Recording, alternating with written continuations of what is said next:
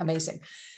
Claire, you're just saying how much you like the balance sheet. I'm so excited. Tell me what it is that how's it working for you? Well, it's completely changed my life in the respect that previously, before you told me about the balance sheet and how it worked, I would be so rigid about what I wanted to achieve each specific day. Right. Nothing would bleed into another day. It was all very set. So I'd set myself up to fail straight away. If you can remember, I had run on a Tuesday, run on a Thursday.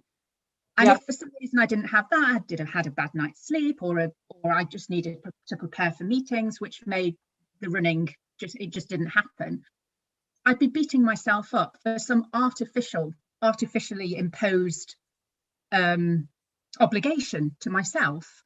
But with the balance sheet, on a Sunday night, I've been getting it out, printing off my Outlook, looking at what I have meetings wise, and then to see how I can fit the other bits in, the exercise. I'm trying to start putting in some mindfulness as well, and making sure, listen to a TED talk and just factoring it all in, so that by the end of the week, I've done exactly what I had planned to do pre-balance sheet with the rigid day on to-do list.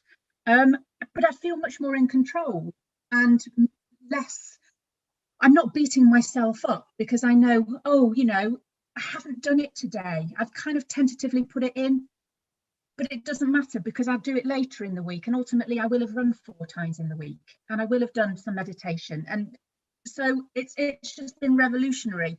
And then taking it the next step to colour coordinate and colour code my meetings, that has been fantastic to actually identify the meetings that are going to drain me in advance and kind of prepare myself for those has been great. I'm so pleased because, okay, so there's 2 things there. One thing is, it sounds like, because what I'm always saying, if the system doesn't work, not only do you feel like a failure, but actually it's the wrong system. It's just not the right system. So that's what that sounds like. You created, because I love what you said when you said you stack it in one day, because what we do is our calendar then becomes aspirational. And then when you fail at it, you are the failure, not like, well, that really was never going to bloody work because you have kids and you have a job and you're the breadwinner. You can't do all of that crap at the same time, right? Exactly. Then the other thing, that once you've taken care of constantly failing, because it really gets to you when you look at your calendar and you can never make it work. But the other thing you've then done is you prepare yourself emotionally for your day when you've looked at it before, because all of this is about us learning more about our belief systems. It's about understanding who we are and what we do. So when you were going to go into a meeting before and you went into it feeling awful, you didn't know you were feeling awful and you came out feeling even worse. Didn't that just affect your whole day? Yes, absolutely, because it takes a long time for that to sort of dilute and remove that feeling and get back on track. Yeah. And sort of going into a meeting and you just think, oh, this is just going to be awful, without having kind of prepared mentally for it.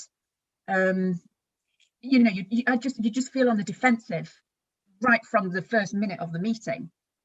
What happens now when you know that the meeting is going to be difficult? Because the one thing you said to me when I taught you the system, you're like, well, I'm not going to that meeting, and that meeting. And I was like, yay. So now what happens when you have a hard meeting? And we've not actually talked about this. So, because this is something you learned last week. So what happens now when you have a hard meeting and you know it's going to be difficult? How is that different when you know it's going to be difficult? When I know it is, and these are the sort of meetings that I feel as if I'm entering an amphitheatre. Those sorts of meetings, you know those kind of meetings, right? You're like, yes, it's I'm going in. I remember I am the expert in the field. That is why I'm attending the meeting. I know I have a place at the table because I am qualified to do this. I have the experience to do it and I'm good at it. I look at the feedback, I have my little inbox subfolder of nice little comments. Yay.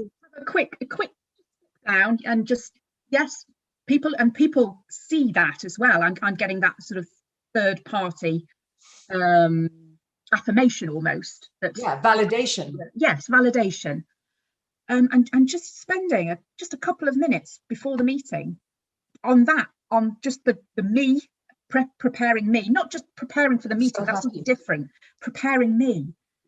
But don't you find that makes me so happy, but don't you find that when you spend a couple of minutes knowing that you're a success before you go into something difficult actually makes the whole of your life better, because it's bolstering up your confidence across everything, isn't it? Absolutely.